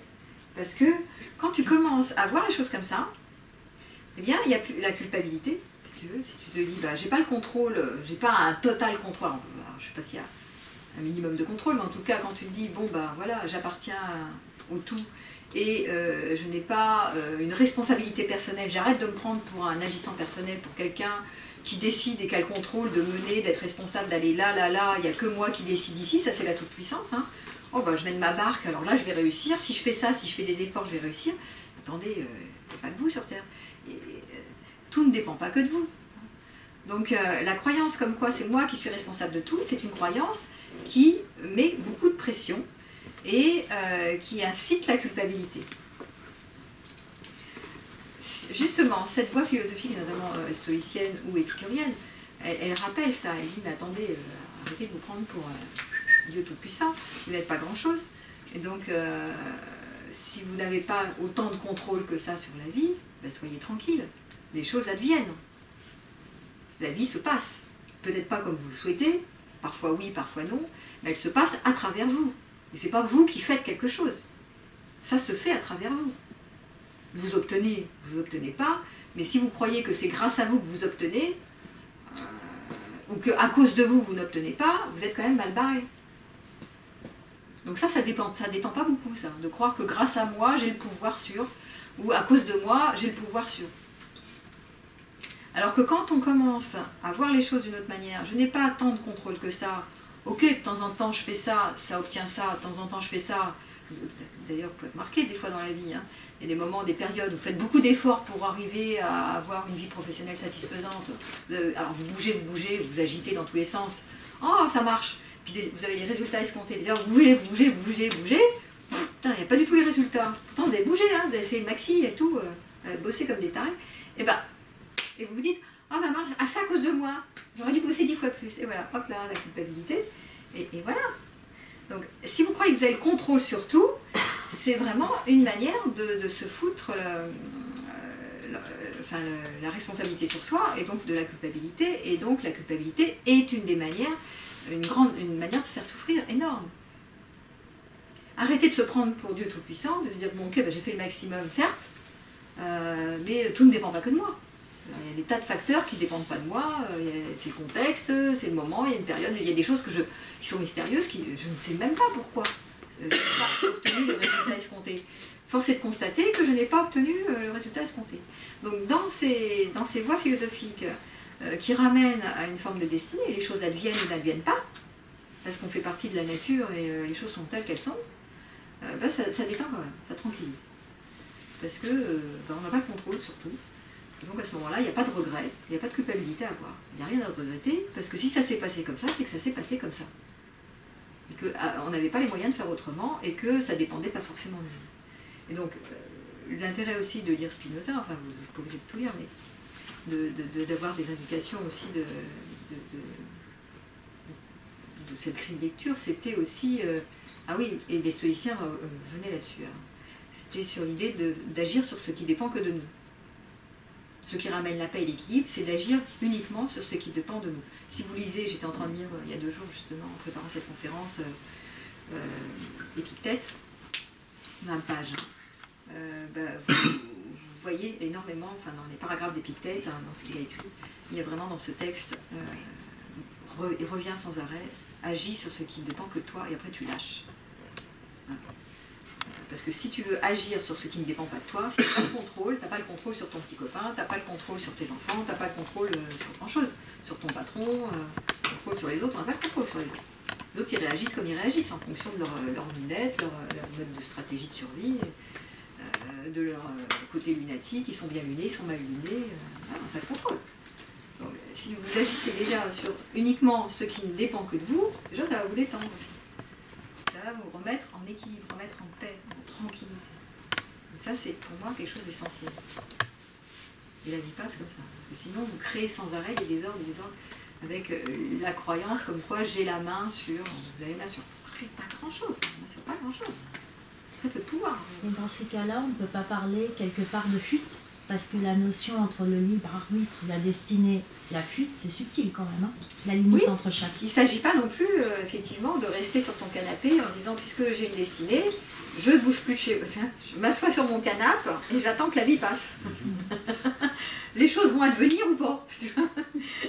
Alors, et de toute façon, tu peux essayer de faire ça. Essayez, mettez-vous un jour sur votre canapé en disant bon allez, je m'allonge, j'en ai marre maintenant, c'est bon. J'en ai assez de faire des efforts à vouloir tout réussir ma vie. Alors je m'allonge et j'attends que ça passe. Mais vous allez voir, vous allez être repris par le jeu biologique qui est stimulation, activation, désactivation. Vous allez avoir envie de faire pipi, envie de manger, envie de parler à des amis, envie de sortir, je sais pas quoi. Vous n'allez pas rester longtemps allongé sur le canapé à attendre que la vie passe. Ça, c'est juste pas possible.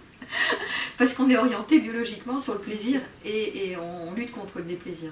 Attraction-répulsion. On est aussi encodé pour nos peurs. Hein. Oui, d'où le système reptilien, puis après l'erbique, etc. Voilà, sécurité, insécurité. Et donc forcément, on ne va pas rester allongé sur le canapé en attendant que la vie passe comme ça. Même si il y aurait une intention un jour qui vous prendrait de dire ah, je lâche tout, je laisse tout tomber, ras-le-bol de toutes ces injonctions, je ne veux plus faire partie du système, je me marginalise et j'attends que la vie passe, j'ai une certaine destinée tranquille, ça ne va pas se passer comme ça. D'un coup, vous allez avoir une stimulation pour aller vers un désir et la vie va reprendre. Mais peut-être qu'en réhabilitant cette notion de je ne suis pas surresponsable, je n'investis pas la responsabilité partout, chose qu'on entend beaucoup au jour d'aujourd'hui, hein, le mouvement du coaching, enfin les coachs, tout ça en tout genre, ils n'arrêtent pas de dire vous êtes les responsables vous êtes l'auteur de votre vie, vous êtes responsable de réussir votre vie, grâce à moi, grâce aux techniques Schtroumpf, grâce à je sais pas quoi, vous allez réussir tout ce que vous voulez, là c'est garanti. La dernière fois, il y en avait un qui m'a sorti, je te demande de rien. Vous voulez récupérer votre ex, moi je vous donne, vous soyez responsable de récupérer votre ex, les stratégies gagnantes pour récupérer l'ex, et c'est garanti, je vous sûr ou pas sûr, vous allez garantir de récupérer l'ex en 10 leçons. Alors, on entend des conneries hallucinantes. Donc tout ça parce qu'on est responsable, évidemment on est responsable. Hein.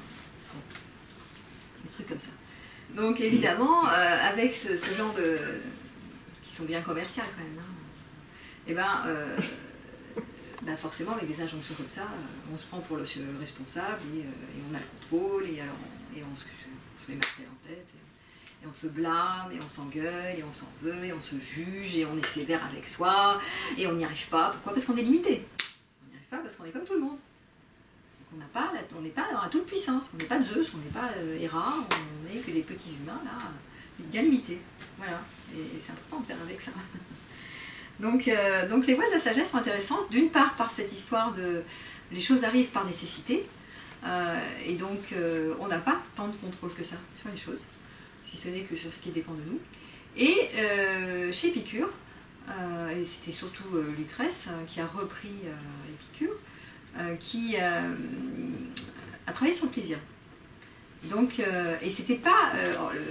les croyances épicures d'aujourd'hui, là, sur Épicure, c'est plutôt l'exagération du plaisir, hein, c'est la jouissance sans entrave, ce qui n'est absolument pas ça, puisque Épicure, les épicuristes étaient au contraire très mesurés, c'était l'ascétisme en fait, c'est la voie de la modération, donc c'est l'inverse de l'exagération, c'est l'inverse de l'hybris, hein, et de l'illimité, on est vraiment dans la mesure, voire l'ascétisme.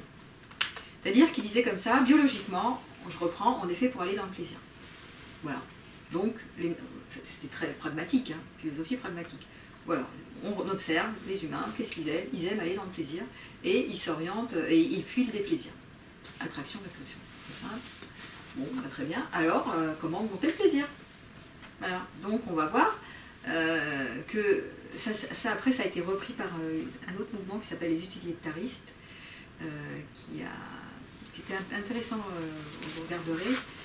Jérémy Bentham, mais ça c'est beaucoup plus récent, qui avait repris ses travaux d'Épicure et qui avait dit comme ça, qui avait lancé une nouvelle théorie, un nouveau concept, comme quoi si on s'oriente sur le plaisir, si chacun individuellement augmente son plaisir, ses plaisirs dans la vie, on va tous augmenter nos plaisirs. Si tout le monde augmente le plaisir, la société entière augmentera de son plaisir, à condition que mon plaisir augmente ton plaisir.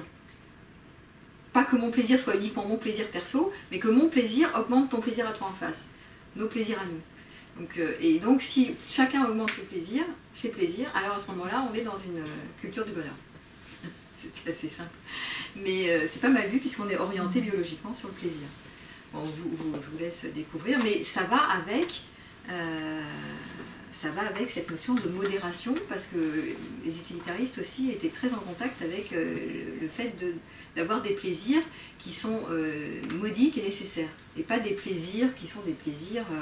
alors, il y a 3 types de plaisirs chez Épicure, que reprennent les utilitaristes d'ailleurs. C'est les plaisirs nécessaires, attendez, donc c'est nécessaire, voilà, naturel et nécessaire. Donc c'est par exemple boire et manger. C'était les désirs nécessaires et naturels, boire, manger, bah, du truc de survie, quoi. Hein. Bon, vous pouvez manger un bout de pain, une soupe, voilà, vous n'êtes pas obligé de manger comme un chancre. Donc ça, c'est les désirs naturels et nécessaires. Après, il y a des désirs naturels et non nécessaires. Donc par exemple, boire et manger, mais de manger des choses très sophistiquées, ou de manger une tablette de chocolat, ou alors vous n'en avez pas besoin. Hein.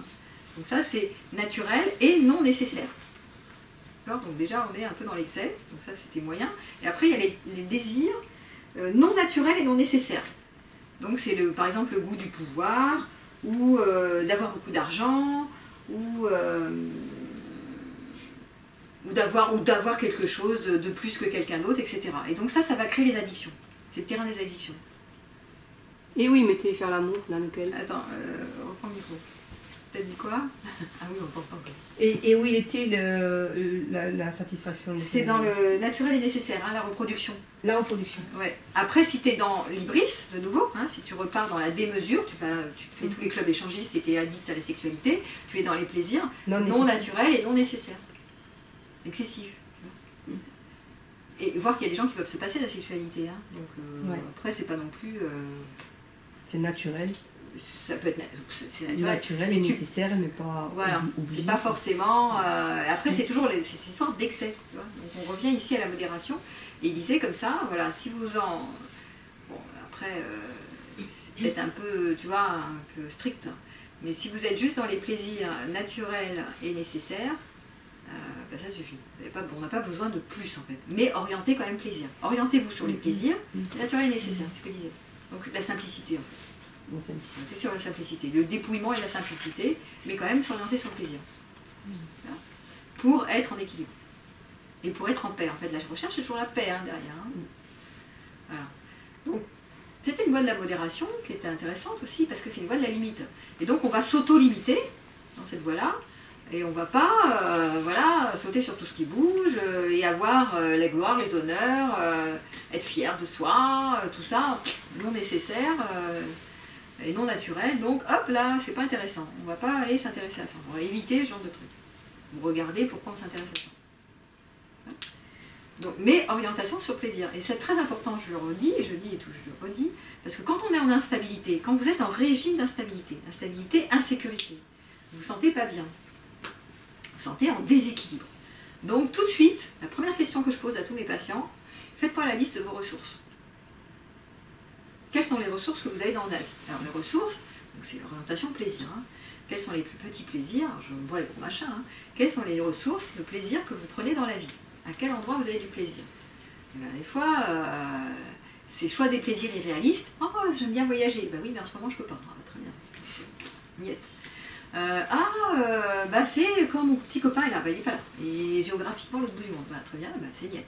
Donc, c'est tous des trucs irréalistes ou des trucs grandioses. Hein, donc moi je parle des ressources accessibles, disponibles. Et ça peut être des ressources, voilà, j'ai plaisir à être avec vous ce soir, bon j'étais un peu fatiguée tout à l'heure, mais là voilà, du coup ça m'a remis d'énergie, voilà. Hop, ça suffit, c'est une ressource, c'est disponible maintenant. Pas besoin de faire des grands trucs, quoi. Donc les ressources, faites le point, hein, quand vous êtes quand vous êtes en déséquilibre, faites le point sur vos ressources, c'est-à-dire qu'est-ce qui vous fait plaisir dans la vie, soit à l'extérieur de vous, soit en vous. Des choses qui sont à l'intérieur, des appuis en vous, des qualités que vous avez. Vous n'avez pas besoin des autres pour aller bien.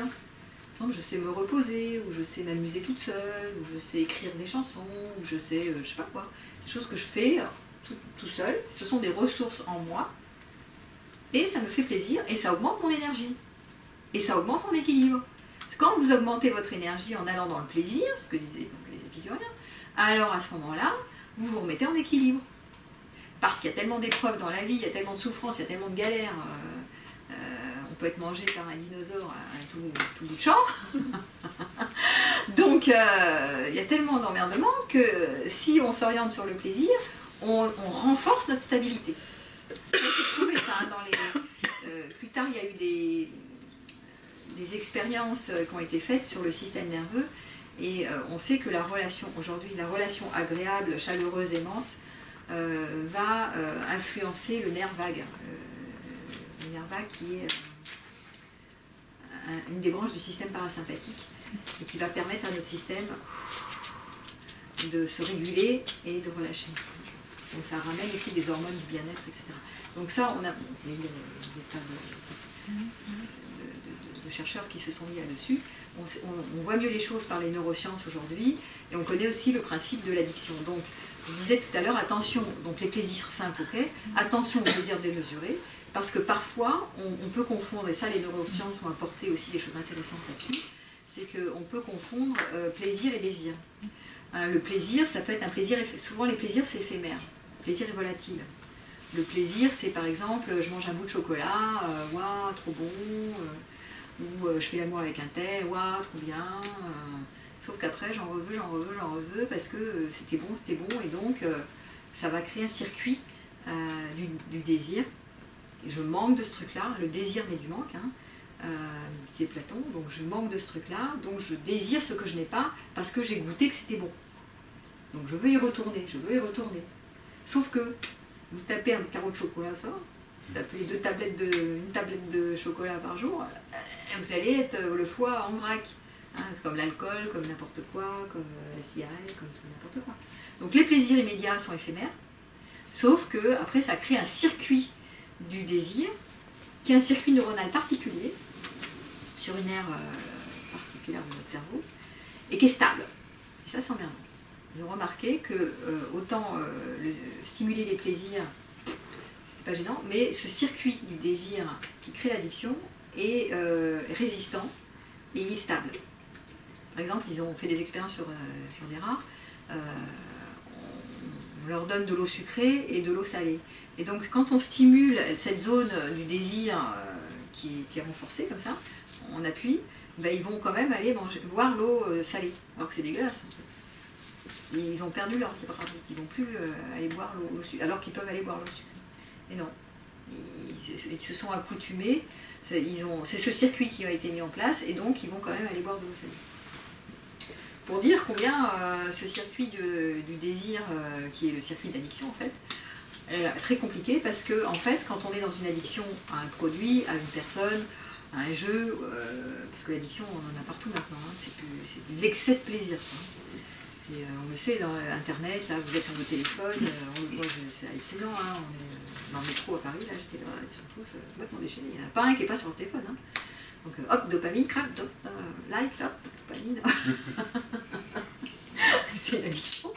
C'est le principe du système de la récompense quand même. On peut le reprogrammer, ça, normalement. Oui, alors justement. Donc les addictions, puisqu'on en parle, qui sont aussi hybrides, c'est de l'excès, c'est de la démesure. Et donc ça déséquilibre, vraiment sur des systèmes de déséquilibre. Parce que c'est orienté au plaisir, certes, mais pas à n'importe quel prix. Et donc, voilà, ces systèmes qui sont mis en place de manière très résistante, il va falloir, pour rectifier le tir, travailler sur la volonté. Et le problème dans ces systèmes-là, dans le système de l'addiction, c'est que la volonté, elle chute libre, elle est en chute libre. Pourquoi? Parce que l'hippocampe, qui normalement marche bien dans une période de non-addiction, elle est fragilisée. Donc cette partie, l'hippocampe, étant fragilisée, fait diminuer la volonté. Pas de bol. Déjà qu'on est addict, et en plus on a la volonté qui est en berne. Donc avec ça, on n'est pas rendu. Et en plus, on est super réactif quand on est addict. On est super réactif aux stimuli. C'est-à-dire vous voyez votre objet de convoitise, votre tablette de chocolat, alors que vous êtes... c'est mon cas en ce moment, je n'ai pas le droit au chocolat. Alors je vois la tablette, je fais « Ah, tu en manques !» Si je vois la tablette, c'est encore pire. Si je la vois pas, ça va. Mais quand je la vois, alors là, c'est parce qu'on est encore... Voilà, ça crée une surréactivité aux stimuli visuels ou auditifs ou olfactifs. Plus que si on n'est pas addict en fait. Ça, plus la chute de la volonté, plus le circuit neuronal qui est stable, ça résiste quoi. Donc c'est d'autant plus difficile de se sevrer Donc il va falloir beaucoup de patience et beaucoup de jour après jour, une affaire de volonté pour tenir bon, pour supprimer petit à petit ce circuit du désir de l'addiction. Et de revenir à des plaisirs beaucoup plus simples, parce que l'addiction c'est souvent un palliatif parce qu'on n'a pas écouté nos vrais besoins au fond, c'est souvent ça. Comme il y avait une espèce de trop de tension, de surtension, de déséquilibre à l'intérieur de l'organisme, on va coller un apaisement en mangeant du chocolat, du sucre, ou en faisant l'amour tout le temps, ou en, je sais pas quoi, l'addiction, ou en étant sur l'internet, ou en buvant de l'alcool, ou n'importe quelle addiction. Donc c'est un pansement en fait l'addiction pour apaiser le surcroît de déséquilibre ou de tension à l'intérieur de l'organisme qui n'arrive pas à s'apaiser de lui-même puisque vous n'avez pas été en contact avec les vrais besoins. Voilà. Vous n'avez pas donné à satisfaction les vrais besoins. Une des méthodes à l'heure actuelle, à part l'hypnose ericksonienne, c'est le système des 21 jours pour reprogrammer et réencoder. Qu'en pensez-vous? 21 jours. Oui. Une sortie 21 jours, bon, moi j'en pense pas grand-chose. Je demande à tester. Moi je pense que pour certains, ça dépend du niveau de l'addiction, je pense. Parce que sur des choses faciles et accessibles. Parce que si tu prends un alcoolique qui est... tu parles, alors là, en général c'est 5 ans de rééducation, etc. Donc ça dépend sur quoi, mais puis ça dépend de ce pourquoi a été placée l'addiction, pour couvrir quoi. Donc moi je pense que c'est au cas par cas. Et on ne peut pas se taper dessus sur les affaires de nouveau, on n'a pas tellement le contrôle sur notre volonté, déjà on vient de le voir, c'est biologique, et puis en plus certains ont plus de facilité à accéder à leur volonté, à la discipline et d'autres pas. Il y en a qui ont vraiment du mal avec la discipline parce que il y a aussi ceux qui ont du mal avec la structure et la discipline, il faut, je dois, il y a des gens qui sont trop dans il faut, je l'ai dit tout à l'heure. Ils se tapent dessus parce qu'il faut réussir à tout, il faut arriver à tout. Et il y en a, ils sont dans l'inverse. Dès qu'il y a un il faut que je fasse des efforts, par exemple, il faut que je travaille dur. Et bien, il y a l'enfant rebelle qui prend le pouvoir, qui dit, puisque on m'a tellement fait chier quand j'étais petit, il faut que tu fasses des efforts, et bien maintenant, Tintin, moi je ferai que ce que je veux d'abord, moi je ferai pas d'efforts, donc je me lèverai pas le matin. Et bien si j'ai pas envie d'y aller, j'irai pas, voilà. Donc ça c'est un autre mécanisme qui n'est pas tellement mieux, mais c'est pas sous le contrôle. La personne ne fait pas exprès de ne pas faire ce qu'elle aimerait faire. C'est pas qu'elle manque de volonté, c'est que inconsciemment il y a un jeu qui est j'ai survécu en étant rebelle, en ne faisant pas ce qu'on m'a imposé par autorité. Donc maintenant, pour survivre, je ne ferai pas ce que je m'impose. Je décide de faire des efforts pour pas manger du chocolat. Non, je ferai pas. Voilà, je ferai pas parce que je veux pas qu'on m'impose et je ne veux pas m'imposer quelque chose. Mais je sais que ça me ferait du bien. Le truc, c'est pour ça que l'addiction c'est compliqué parce qu'on sait très bien que ça nous fait souffrir, que manger trop de sucre, ça va nous rendre malades, par exemple. Donc on pourrait être dégoûté de l'objet qui nous rend addict. Mais on sait que ça nous fait souffrir, mais il y a ce truc du plaisir volatile, éphémère, qui a été touché et mémorisé, qui fait qu'on a envie d'y retourner. Et ça semble nécessaire finalement quand on est mal de se retrouver, de prendre quelque chose qui nous fait du bien. On devient addict, c'est pas de bol, mais ça semble utile et bienveillant vis-à-vis de soi. Oui, c'est les ressources, c'est pour ça que je parle des catégories de ressources, de plaisir. Si tu veux s'orienter sur le plaisir, ça stabilise l'organisme, mais attention à ces plaisirs qui peuvent être des plaisirs, comme disait, démesurés, des plaisirs non nécessaires et des plaisirs excessifs comme ça. Finalement, la conséquence, c'est l'addiction. Tu vas plus souffrir en étant dépendant d'une personne, d'une drogue, etc., qu'en étant dans quelque chose qui est plutôt modeste, tu vois. Donc la mesure, vivre de manière mesurée, avec une certaine discipline, je dirais, sans avoir besoin de croire, sans croire qu'on a besoin, parce qu'on est dans une société de toujours plus de voyages, toujours plus d'expériences, toujours plus d'amour, toujours plus de, je sais pas quoi, d'objets, toujours plus de truc de la croissance, puisqu'on est dans une société illimitée. Le capitalisme, c'est aussi la société on va vers l'illimité, on veut toujours plus de tout. Donc on est dans quelque chose de l'ordre de... la folie des grandeurs, quoi. C'est Ibris, c'est l'illimité, toujours plus. Après, c'est comme ça, mais... donc le plaisir, oui, mais tu vois, pas à n'importe quel prix, pas dans l'illimité. L'illimité, on crée des facteurs de désorganisation et de déséquilibre, on le voit sans arrêt maintenant. Est-ce que c'est constaté aujourd'hui qu'il y a davantage, avec cette société individualiste, qui a de plus en plus, est-ce qu'on constate qu'il y a davantage d'addiction qu'avant? Ah oui, oui. Oui. Ben oui, oui, oui. Parce qu'en plus, ça répond au marketing qui nous fait croire qu'il nous faut tel objet, tel objet. Alors, ils sont pas cons. Hein. Moi, je suis sur les sites de rencontres. Là, je vais donner une conférence à Paris sur justement l'amour à l'ère du numérique. Bon, c'est un exemple parmi tant d'autres, mais ces histoires de... on va te coller un algorithme pour faire trouver la bonne personne, et toi, tu as besoin de la bonne personne, et nous, on va trouver... les sites vont te permettre de retrouver enfin la bonne personne. Vraiment, ça alimente le fait, un, il te faut la bonne personne, et deux, on va te trouver une manière de te la trouver. Et donc tout ça, c'est toujours qu'on va consommer. Et ça alimente nos rêves, mais nos rêves de toujours plus. Toujours plus. Et comme si on en avait besoin de toujours plus. Et qui vous dit que vous en avez besoin? Si c'est la bonne personne, on reste avec après. Donc c'est pas plus. Oui, et puis en plus, c'est qui te dit que c'est vraiment la bonne personne. Et a-t-on vraiment besoin de la bonne personne? C'est le désespoir qui pousse à penser que c'est la bonne Mais personne. oui, mais c'est toujours quelque chose de... il me faut plus, je veux le meilleur et je peux l'avoir. Voilà, je peux avoir ce que je veux, je peux avoir ce que je veux. Et on va nous aider à avoir ce qu'on veut. C'est la même société de consommation. Moi, je ne dis pas parce que je fais partie de ça, dans cette époque-là, et en même temps, il y a du bon là-dedans, puisqu'on est orienté sur le plaisir.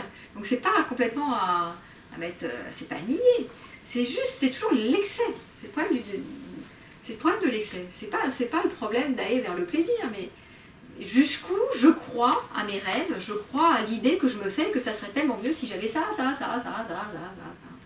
Et ça. Et alors, on est dans un système où à chaque fois, c'est jamais assez satisfaisant. C'est bien, mais je peux avoir plus.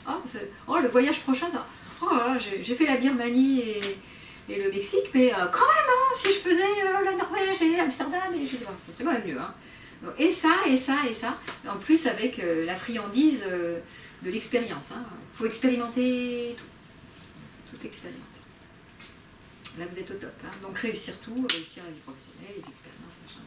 Ben, tout faire et tout voir avant de mourir, quoi. Voilà, pour avoir aucun regret. Voilà, c'est exactement, mais t'as tout à fait juste, hein, tout voir et tout faire, voilà, ne rien rater, pas rater une occasion, les plus belles choses, machin. Alors voilà, donc ça, c'est un délire de toute puissance. Donc avec ça, c'est pas des plaisirs simples et naturels, hein, on revient à Épicure, vraiment naturel et nécessaire, on n'a pas besoin de forcément de plus. D'ailleurs, les saints, moi, un saint que j'admire, c'est Saint François, par exemple. C'était la dévotion à la simplicité. Alors, c'est pas mon truc, mais c'est intéressant de voir que certains ont mené des vies très simples, de dépouillement, hein, et finalement s'en portaient pas plus mal. Alors, on est maintenant dans une tendance, vous voyez qu'on est dans la période, enfin il y a une tendance décroissance maintenant. Je parle de ça parce que j'ai plein d'amis qui sont orientés décroissance. Donc on part dans l'idéologie inverse, vive la décroissance, et donc de nouveau, moi ça m'amuse parce qu'on est toujours dans des idéologies, que ce soit la croissance ou la décroissance, de toute façon c'est une idéologie.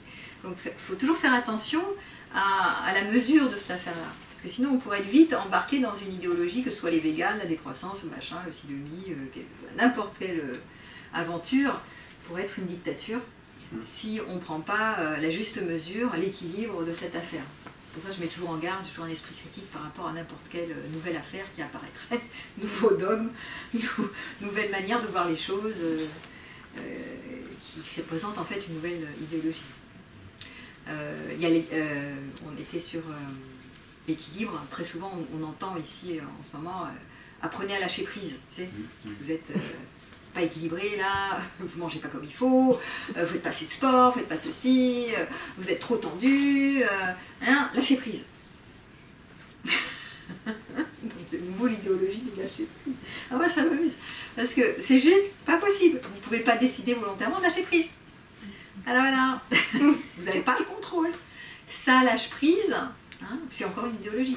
Ou ça lâche pas, mais c'est pas vous qui décidez de lâcher. Moi je te dis détends-toi ma petite dame là. Eh ben, tu es très tendu, tu vas pas te détendre. Hein. Tu vois, ça va augmenter la tension si je te dis détends-toi, calme-toi. Hein.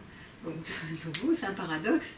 C'est parce que on va, tout ce que j'ai dit, hein, satisfaire nos besoins, aller plus à une écoute, être plus dans quelque chose de la simplicité, qu'on va remettre en place, avec une certaine discipline d'ailleurs, une certaine mesure, quelque chose de l'ordre de la stabilité. Et ça va lâcher prise. Ça va lâcher tout seul. Il n'y a pas besoin de vous énerver sur je décide de lâcher prise en suivant 10 recettes et 3 coachs pour arriver à lâcher prise. Vous n'avez rien lâché du tout. vous allez vous énerver qu'il faut lâcher prise. Ça va pas marcher comme ça. Donc moi, ça m'abuse beaucoup de ces trucs-là, parce que ça fait marcher le business, et pourquoi pas, hein, c'est respectable, hein, mais en même temps, ça va pas vous aider beaucoup. Voilà. Donc voilà ce que j'en pense, de ces histoires d'équilibre et de déséquilibre. Voilà. Bon, j'ai pas mal parlé, je vais quand même... bon, vous avez pris... c'est bien que vous puissiez prendre le micro. Certains n'ont pas parlé. Il y en a peut-être qui ont envie de dire quelque chose, oui, bien sûr, mais vous prenez le micro pour dire... Je vais pas dire. Ah oui, oui, je vais le droit de partir, il n'y a aucun souci. Merci. Bonsoir. Non, je vais lâcher prise. Hein. C'est bien, c'est bien. Ça lâche. Ça revient.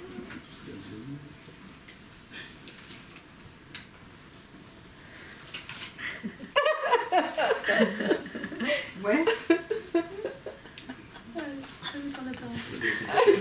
Faut casser la chaîne.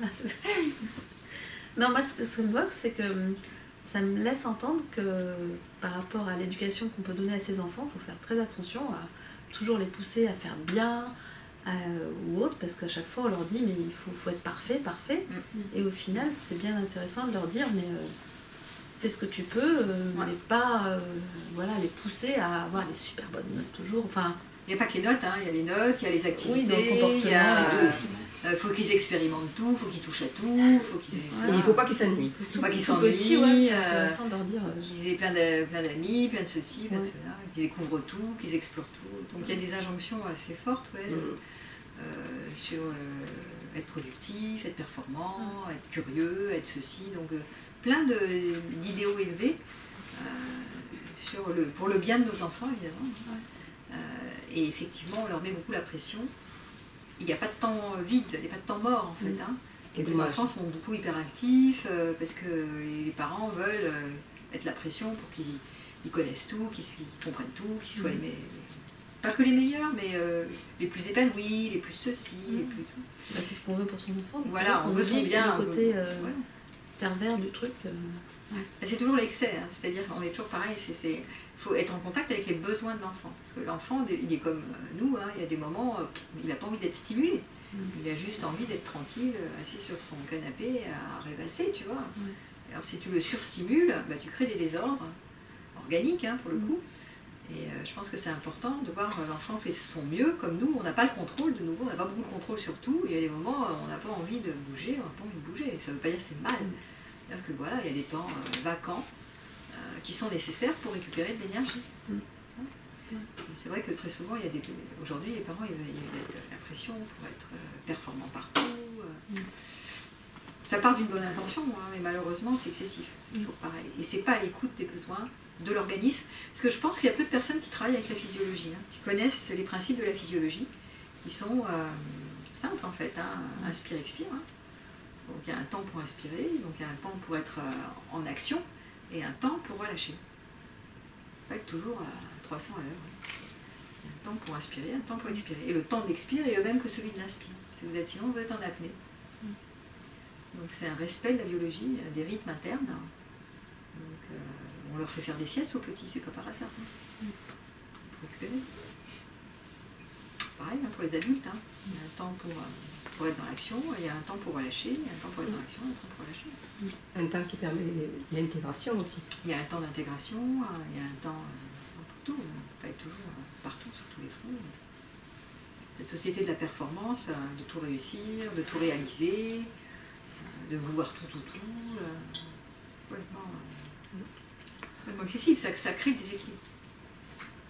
Dans les moments de week-end de stage où j'ai travaillé avec toi, c'est vrai que s'il y a tout le temps de l'action, on sature.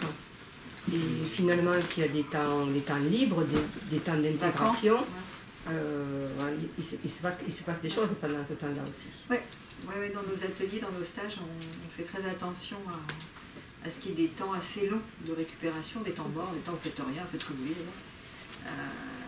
On le dit, hein, c'est des temps d'intégration. Parce que si vous surconsommez, vous êtes toujours excité là, à sauter sur encore une activité, même si c'est du massage par exemple, c'est encore une activité. Mais à un moment donné, c'est bien de se mettre au repos, de ne rien faire. Ne rien faire, c'est des moments réparateurs, moments de silence. Donc il y a besoin d'intégration, il y a besoin de rien faire, il y a besoin de laisser l'organisme reposer pour ensuite repartir sur autre chose. S'il n'y a pas d'expire, il n'y a pas d'inspire dans l'apnée. Donc tant que vous n'avez pas compris ces mécanismes-là et que vous ne respectez pas cette biologie, vous êtes toujours en sur-régime, quoi. Ça, c'est une des causes profondes du dérèglement. Ce dérèglement biologique va créer des désordres psychiques et des désordres de la pensée. Vous allez penser que ce que vous pensez est vrai en vous disant « il faut que je fasse toutes mes tâches, il faut que je finisse mes tâches avant de me reposer ». Il y en a plein qui ont ça. Si j'ai pas tout fini, je ne peux pas me reposer. Donc vous êtes complètement agité du bocal, en fait. Mais c'est parce que ça part d'un dérèglement biologique. Hein. Quand votre système est plus régulé, vous êtes plus calme, et vous ne dites pas faut que je fasse ça, vous n'êtes plus une machine, quoi. Donc vous voyez que quand vous êtes, regardez, hein, quand vous êtes plus stable physiquement, vous êtes plus, dans des périodes où vous êtes plus stable, vous êtes moins excité de la tête.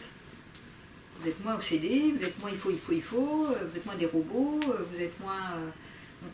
il y a moins de pensées déréglées, en fait. Moins de pensées négatives, moins de flux mental, parce que votre biologie est plus stable. Donc c'est important de comprendre ça. C'est pour ça que moi je travaille tout le temps avec la biologie, je ne fais jamais l'impasse dessus. Je dis mais attends, on va déjà régler les problèmes physiologiques, qui créent aussi des troubles du sommeil. Moins vous dormez, plus vous êtes agité, plus votre pensée est excitée. Et donc c'est des trucs qui se mordent la queue. À un moment donné, il va falloir se poser la bête, quoi. Ou s'alimenter différemment, enfin quelque chose qui... voilà. Ça me fait penser que quand des fois quand je me réveille la nuit et que je me mets à penser, pour pouvoir retrouver le sommeil, je cherche la façon dont je peux arrêter de penser. Et je peux me rendormir. Bah, de toute façon, arrêter de penser, tu es encore en train de... Mais même des fois ça ne marche pas ça. Ouais. Je veux ne pas penser, vous n'avez pas le contrôle, parce que quand la biologie commence à se dérégler, le flux mental est excessif. C'est un des symptômes du dérèglement du système nerveux. Très bien. Donc plus tu veux relâcher, moins tu relâches. C'est ce que je disais tout à l'heure. Plus tu veux te détendre, moins tu te détends. Plus tu veux lâcher prise, et moins tu lâches prise. C'est le truc qui se mord la queue. Donc à un moment donné, lâcher prise, c'est arrêter de vouloir quelque chose. C'est-à-dire, cerveau reptilien, c'est sécurité, insécurité. Comment je peux trouver un petit peu de sécurité ici maintenant? Prenez votre doudou, prenez votre mec, prenez votre nana, prenez votre coussin, prenez un verre d'eau chaud, faites ce que vous voulez, hein, mais pour augmenter la sensation de sécurité maintenant. Parce que la sécurité, ça éteint la vigilance. Des fois, vous n'y arrivez pas. Vous n'y arrivez pas, c'est pas grave. Mais l'idée, c'est quand même, la piste, c'est diminuer la vigilance. Donc quand tu te mets l'ordre d'arrêter tes pensées, ça va pas trop te sécuriser, hein. Surtout si tu n'y arrives pas. Tu es en train de t'enlever les chevaux, bordel, j'y arrive pas. Ça rajoute du stress, hein. Donc c'est important de voir comment on se rajoute du stress sans le faire exprès, hein. On se veut du bien, mais on s'en rend pas compte parce qu'on ne sait pas en fait, hein. Manque d'informations. J'y arrive parce que je ne me mets pas la pression. Si j'arrive à arrêter de penser, je m'endors. Et si j'arrive pas, je me dis c'est ok, je suis au repos, je suis allongée. Je ne me mets pas la pression. Voilà. C'est juste une expérience. Quoi. Voilà. Donc lâcher prise, c'est laisser les choses se faire, ça veut dire qu'on se met en sécurité. Il n'y a pas de danger, tout va bien. Oh, bah, je dors pas, je dormirai pas. Voilà. Je dormirai demain, pas demain, pas après-demain. Je sais pas. Un jour je finirai par dormir. Ce sera la grande mort d'ailleurs. Mais tout ira bien. Voilà, hein, pas de danger. Voilà. Donc ça, c'est si tu te mets pas la pression, ça va. Dès que tu te mets la pression, je me souviens à une époque, hein, il faut que je dorme parce que demain j'anime un stage, c'est important, je donne une conférence, il faut que je rentre, bref. Et ben, plus je me disais il faut que je dorme, moi je dormais. Hein. Oui, vous avez eu le droit. Hein. il faut, là, ça c'est la. Là, c'est bon. C'est le truc qui marche pas, c'est il faut que ça marche.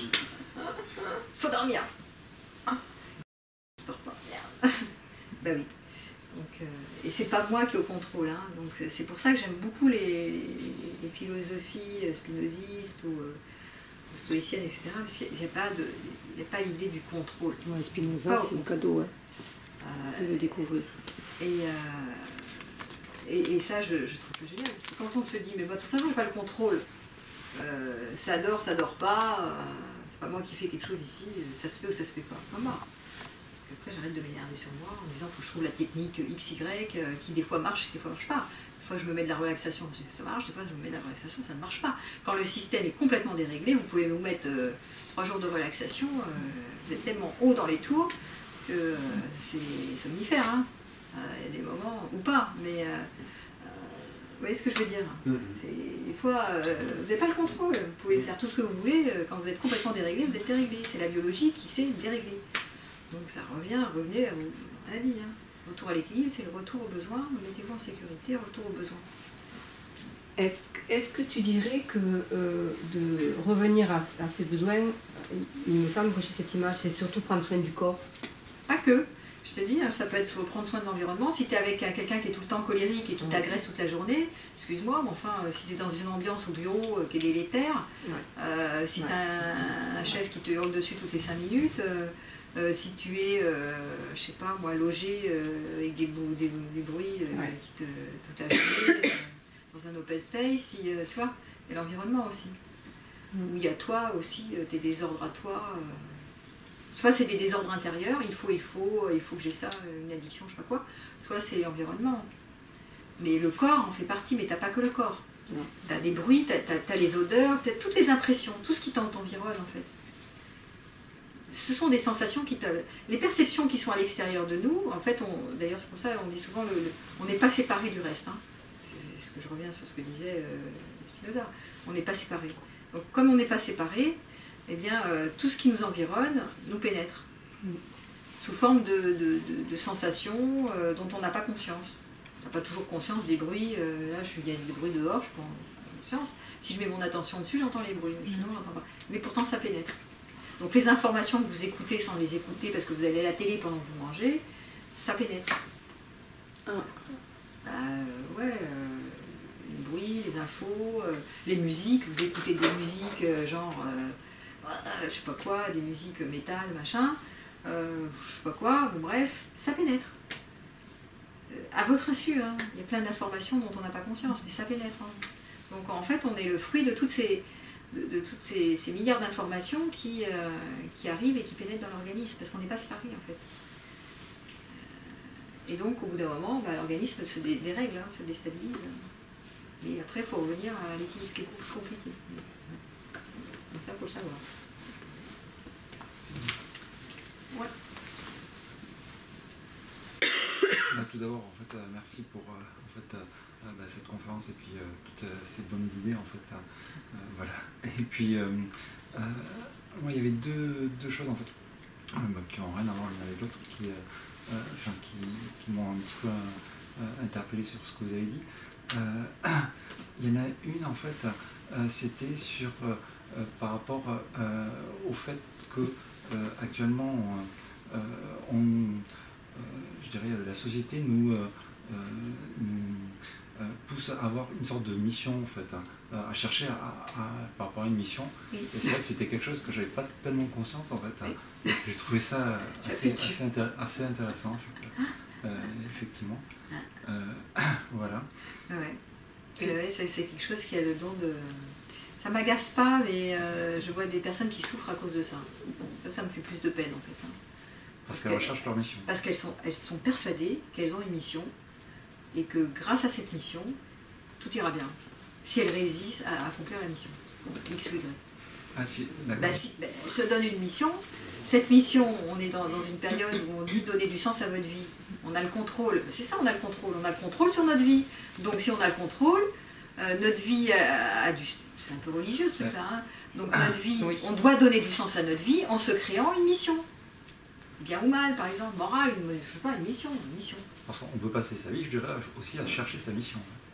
Alors on peut se passer... Ça veut dire qu'on croit qu'on a une mission. De nouveau, oui. Il y a une croyance qui a une mission. Et c'est toujours intéressant d'interroger la croyance. Qui vous a sorti qu'il y avait une mission sur Terre? Qui vous a pondu ça? Parce que c'est typiquement de notre époque quand même. Hein. Parce que vous croyez que ceux de l'époque là... Cro-Magnon, non. Non, et puis de l'époque, justement, à cette époque-là des Grecs, dans l'Antiquité, eux qui croyaient à la destinée, ils ne se disaient pas qu'ils avaient une mission. Donc, c'est quoi ce délire? Je veux dire, Mais pourquoi pas? Je veux dire, après, on peut tous raconter. C'est juste que c'est des fables, des mythes. Et tant qu'on ne s'interroge pas, on est persuadé que c'est vrai qu'on a tous une mission et qu'il faut qu'on se donne une mission. Voilà. Alors, bon, après, c'est vrai que dans la morale religieuse, etc., il y a ces histoires de... il y avait une époque où on était missionné pour faire le bien, parce qu'après, on partait au paradis. Voilà. Bon, alors maintenant, on n'est plus là-dessus. Mais on a d'autres croyances. On est missionné parce que ça donne du sens à notre vie. Et si on donne du sens à notre vie, si on s'accomplit, on n'aura pas de regrets, comme tu as dit tout à l'heure. Et si on n'a pas de regrets, voilà, tout ira bien pour nous. On aura fait ce qu'il fallait. Ça vaut la peine de vivre. Voilà, on aura vécu une bonne vie. Voilà, c'est le délire de notre époque. L'époque d'après vont nous sortir autre chose. Donc chaque époque a sa mode, mais c'est culturel.